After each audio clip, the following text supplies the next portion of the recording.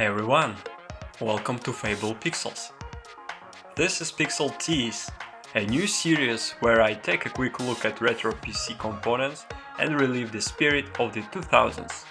Short, fun and mysterious, just enough to make you curious. In each Pixel Tease, I'll mention the number of likes needed for this component to get a full video, whether as a detailed review, test or part of a retro build. Your likes will help decide what content appears next on the channel. If you enjoyed this, leave a like and subscribe to follow the projects and not miss new Pixel Tease episodes.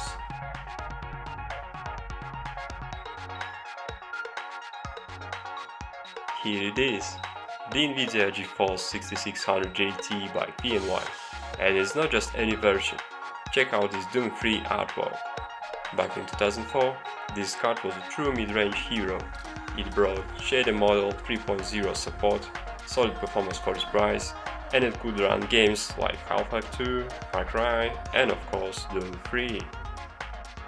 This AGP version made upgrading older systems much easier back then.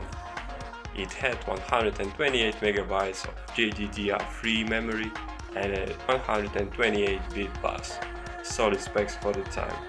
And honestly, just look at this artwork. It makes it a collectible piece today.